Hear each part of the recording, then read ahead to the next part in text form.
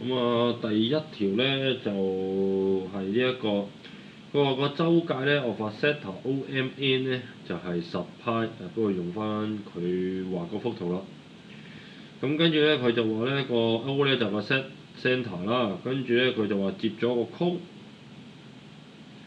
咁跟住咧佢就話咧嗰個半徑 of the sector 咧就係2派，呢度2派，呢度2派，咦？咁即係呢個就係6派㗎啦。好咁跟住咧佢就話咧邊個啱？咁首先呢個寫咗個 theta 先啦。咁呢兩個半徑咧係有關係嘅。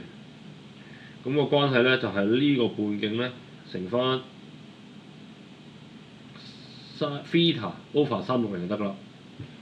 好睇睇先，而家問我咩啊 ？The area of the sector。咁我用呢一個方做下嘢先。咁首先咧我就會知道2派 r 就會等於唔係喎，未乘到數喎，乘以 theta over 360咧就係等於嗰個弧長。咁所以就派同派約咗一個先啦。咁呢個4嚟嘅，就呢度係90。咁theta咧就會等於90乘6，即係540度。呢個做個派嘅。咁theta咧就得呢嚿嘢。咦？咁2號仔已經問我呢個度數係咪細過180度啦？咁我撳計數機先，就會係540就除派。係喎。呢個啱㗎啦已經。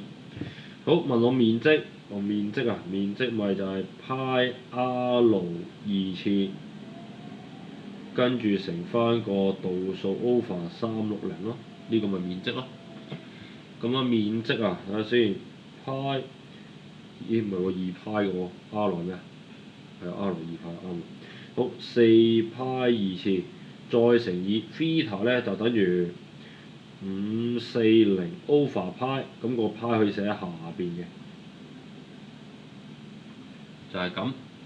咁如果 OK 嘅話咧，呢兩個派約咗佢啦。咁跟住度數又撳計數機啦，540就除360，跟住再乘4，6啊。咁所以咧呢度咧就6再乘4喎，咁即係24派2次啊。24派2次，咦？唔啱嘅喂，唔啱嘅。好check 埋3嗰個啱就得啦，係咪？咁我冇計錯啦。Base radius 即係呢一個，我都知 theta 係咩㗎啦。